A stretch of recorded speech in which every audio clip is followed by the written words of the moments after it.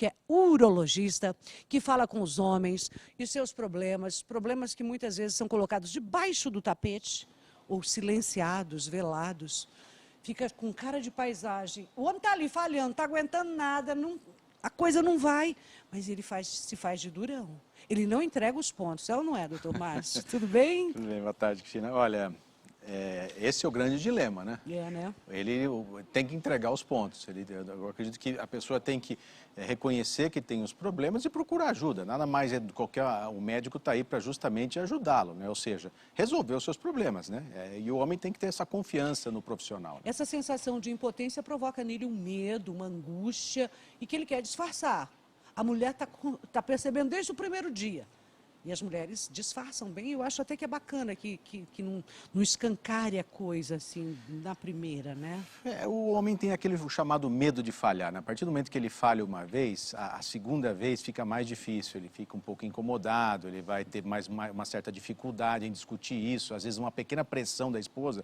Por exemplo, ontem mesmo um paciente falou para mim, olha, doutor, a minha mulher falou o seguinte, olha, você não está conseguindo mesmo, não está conseguindo sustentar muito bem, vai procurar um médico, depois a gente conversa. Sabe, porque senão eu fico aqui, eu fico toda excitada e de repente acontece de não ter nada. Então, ela também sofre nessa circunstância, né? É importante a gente sempre avaliar que está tendo uma repercussão no casal, né? Nesse caso seriam dois sofrendo, mulher e o homem, né? Agora, se só o homem está com problema e ele admitir isso, encarar essa realidade, já não é um problema, já se passa a ser meio problema, não é? Porque você dividiu com alguém. A gente vai falar destas questões, sim, hoje no programa com o Dr. Márcio, mas eu queria muito mostrar, e eu pedi até para o Dr. Márcio trazer, que existe muita dúvida na questão de como é essa prótese peniana. Eu já vi pessoas imaginar que é esse negocinho transparente que você traz aí, não é? Então, vamos entender como é que funciona. Primeiramente, prótese peniana, a indicação é em que caso, em que circunstância essa cirurgia deve ser aplicada? Cristina, a prótese peniana é uma solução viável para os problemas sexuais do homem. Aquele homem, por exemplo, que tentou vários tratamentos, não funcionou, tentou medicação via oral, tentou injeção, não funcionou, ou não se adaptou, eu não quero usar uma injeção, ou simplesmente aquele paciente, Cristina, é uma indicação também, em que está usando remédios há muito tempo, 5 anos, e só depende do remédio, ou seja, ele só precisa usar, só consegue usando o remédio. Às vezes ele tem um gasto excessivo com isso, às vezes ele não se sente bem, porque daí ele esqueceu de tomar o remédio, aí não consegue. Aquela dependência, exatamente, um remédio desse para a relação, aquele que depende exclusivamente do remédio, muitas vezes ele procura, doutor, olha, eu não aguento mais ficar tendo que tomar remédio toda vez, eu esqueço de tomar, eu vou viajar, eu quero uma solução que eu não preciso, que eu posso ficar tranquilo. Aí também a prótese pode ser uma indicação precisa nesses casos. Tá. Agora, vamos falar de próteses. Existem alguns tipos de próteses, modelo, valor. Vamos esmiuçar esse assunto, né? Existem basicamente 2 tipos de prótese, né? Existe aquela prótese que a gente chama de maleável, né? Que é aquela prótese que é esse tipo aqui, vamos dizer, né? Que é a mais comum aqui no Brasil.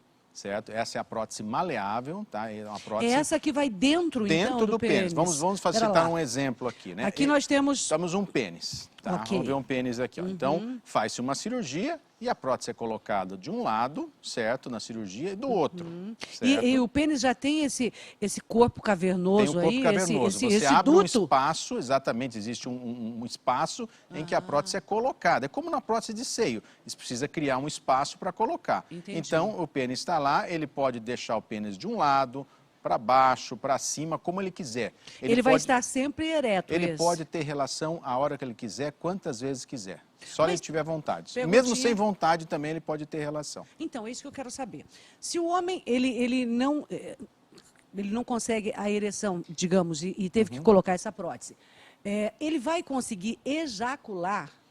Pergunta perfeita, Cristina. Ele consegue, ele tem sensibilidade normal, a ejaculação é normal, o orgasmo é normal, ele tem tudo normal, ele consegue penetrar a hora que ele quiser, no momento que ele quiser, porque ele tem aqui uma estrutura que está dentro do seu pênis que ele pode colocar para o lado que ele quiser. Eu não quero ter relação, eu coloco para baixo. Eu quero ter, eu coloco para cima. Ele lembrando que vai estar sempre ereto, nesse caso. Ele permanece aqui, ele está ereto. É lógico que com a excitação ele tende a encher mais o corpo cavernoso, né? Como aqui, esse pênis aqui artificial, e a gente coloca praticamente essas duas próteses dentro do corpo cavernoso, e ele tem a maleabilidade, ele coloca para onde ele quiser. Eu não quero ter relação, eu coloco para baixo. Quando eu quero, é só eu modificar a posição e eu posso ter perfeitamente, né, como aqui. Onde é feita a incisão, doutor? Essa incisão uma incisão é feita bem aqui embaixo no pênis, certo? Assim, próximo da bolsa escrotal, bem aqui embaixo, cerca de 2 centímetros,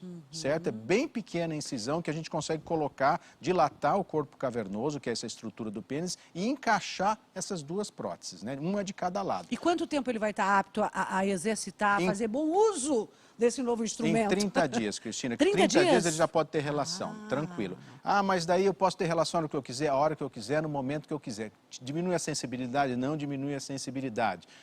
E na praia, não vai ficar aparecendo o meu pênis se eu colocar um calção? Porque daí vai estar bitelão, né, gente? Como é que faz na Cristina, praia? veja bem, se ele colocar um calção muito apertado, ele vai aparecer porque como um pênis grande. Um pênis grande. Tem pessoa que até falou, doutor, eu até gosto de mostrar lá e apresenta o pênis grande lá porque eu quero mostrar. Tem outros que não, colocam um calção um pouquinho mais largo e consegue. Agora, vai Cristina, vai de shorts. Os pacientes mesmos falam, olha, nem mulher percebe que eu tenho prótese. E é difícil mesmo? Até um profissional, se ele olhar, ele não consegue ver. Primeiro certo? que é mínima a incisão ali. A mínima incisão não tem nada. E a prótese ela é muito maleável. E você assim, consegue colocar não se percebe quando pega, no caso, assim, difícil, a mulher não vai perceber. Não. Isso é muito pouco provável que a mulher palpando o pênis, tocando o pênis, vai perceber que ele tem uma prótese. Ela se encaixa muito bem, as próteses são muito modernas, tem vamos dizer assim, uma maleabilidade muito boa, uma memória que a gente chama, à medida que ela coloca de um lado, ela para. Então aí eu quero ter a relação, eu coloco perfeitamente. Eu não posso deixar de perguntar, doutor Márcio, eu sei que na ética a gente não faz essa pergunta, mas assim, hoje está mais acessível em termos de valores, porque já falamos a respeito disso nos bastidores e alguns homens não teriam essa condição. Certo. Hoje está mais fácil? Está. E veja bem, Cristina, a prótese pode ser encontrada até no SUS para colocar, certo? E existem preços variáveis, como um carro. Você vai comprar um carro, existem preços variáveis. Tem uma prótese que pode custar R$3.000, como uma prótese que custa R$72.000.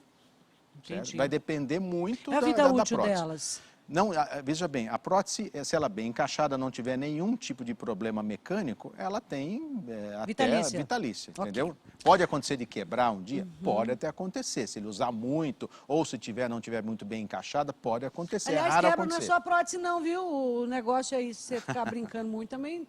dá umas despingueladas, que eu andei lendo sobre isso. É ou não é? Exatamente. E nós temos essa outra prótese. Mas como é que ele quebra se não tem osso no pênis? Não é que quebra, existe A gente usa o termo quebrar, Quebrar, né? na verdade, existe uma membrana que cobre esse corpo cavernoso que suporta uma pressão muito forte, né? A pressão do corpo cavernoso quando ele está ereto. Então, se ele tiver, por exemplo, uma relação que a mulher por cima faça isso, ele pode, essa estrutura, esse envelope que cobre o pênis, se romper. Então ele faz até um estalo, pá, rompe. Como se estivesse quebrando. Quebrando mesmo. Então faz um estalo, que essa estrutura que envolve o pênis, esse envelope que está envolvendo esse corpo cavernoso, né, esse tecido, ele rompe, faz uma pequena abertura, forma um hematoma grande, fica bem roxo, o pênis fica bem inchado, né, e essa é a fratura. Não tem gesso para colocar, porque não é osso. Você faz, às vezes, você tem que corrigir isso imediatamente, a partir do momento que ele se encontra com essa lesão, é importante que se corrija para o pênis, depois que cicatrizar, não ficar torto, né? Então, cuidado com os cangurus pernetas, né? Para não ter que ir correndo para o hospital, pronto-socorro. Homem diabético. Esse homem vai ter que ter um cuidado especial com ele, a mulher já tem que estar consciente disso, porque eu acho que quando há um problema de ordem sexual é do casal, né? Como é que é o cuidado? Cristina, nós estamos falando de prótese, né? Vou dizer assim, o diabetes, os nossos maiores alvos são os pacientes diabéticos. O maior número de próteses que eu já coloquei até hoje são pacientes diabéticos. Geralmente os diabéticos têm uma repercussão sexual muito forte, o diabetes, principalmente com aqueles que não têm controle, aqueles que têm mais de 10 anos de diabetes.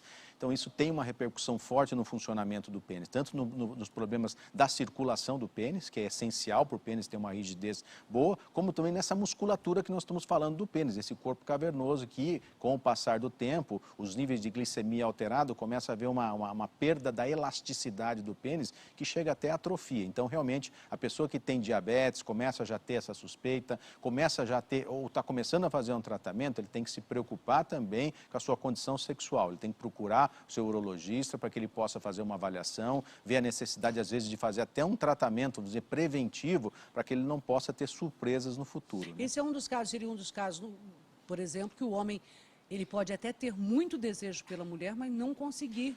Frequente. É? Frequente. O que acontece? Muitas vezes ele tem vontade, o hormônio dele está em dia, né? Ou seja, eles têm uma vontade enorme de ter relação, mas o pênis não reage. Ele não reage porque, vamos dizer assim, a parte mecânica não está funcionando.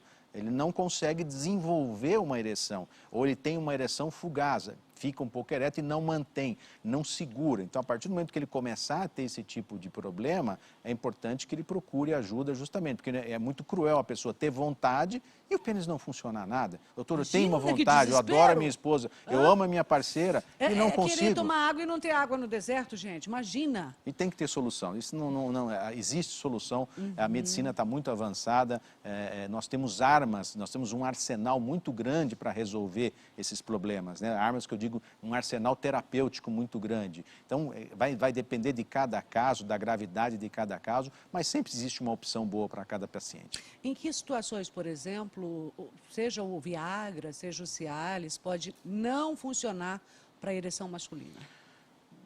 Acontece, Cristina, veja bem, pode acontecer. E aí sim, por exemplo, não é necessariamente que esses remédios vão funcionar, ou às vezes a pessoa está usando e com o passar do tempo passa a não funcionar mais. Pode ocorrer, Pode acontecer. E até é comum as pessoas, antes de procurar o especialista, ele começar a tomar esse remédio, vamos dizer assim, à toa. Eu quero tomar esse remédio porque meu colega falou que é interessante, meu amigo falou que é interessante. Ele começa a tomar de maneira recreativa, começa a tomar o remédio, chega um momento que o remédio não funciona mais. Aí bate o desespero, né? E ele vai procurar o profissional. Às vezes pode ser tarde demais, porque se ele tem, por exemplo, um diabetes, que nós estamos falando, a repercussão pode ter sido grande, né? Então, é importante que a pessoa tenha essa consciência. O remédio nem sempre pode não funcionar.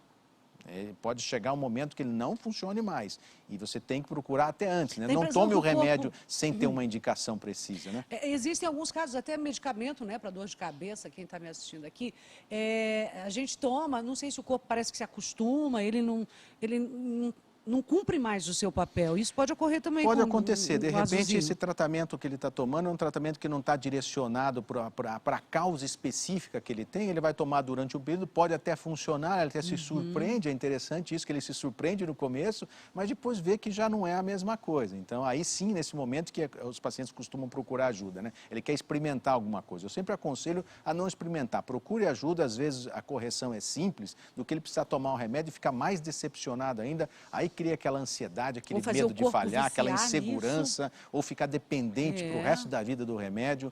Existem caminhos alternativos para isso. E por isso mesmo a urologia não para de pesquisar, de trazer novidades, e a gente faz questão de estar mostrando, de bater esse papo sempre gostoso, descontraído, de forma leve, para você não se sentir sozinho, o único e sobretudo, para que você saiba, né, o quanto tem avançado essa área da medicina, que eu fico impressionada. Não conviva com dúvidas, né, Cristina? Não a parte dá. sexual não dá para conviver com dúvidas, nem com dúvidas e muito menos com problemas, né? Gostoso conversar com você sempre, um prazer, doutor Márcio, para deixar as nossas mulheres que nos assistem mais, né, aliviadas. E converse aí com o seu nego, tá? Traz ele pro cantinho, com jeitinho, nada de botar na parede, vai com aquele jeito especial, porque, poxa, é gostoso, né? Fazer amor para ter prazer, essa é a verdade. Já foi o tempo que a gente era na submissão. Obrigada, doutor. Sempre à disposição, Cristina. Muito bom falar com você. Urologista Márcio de Carvalho. Saímos de lá, vamos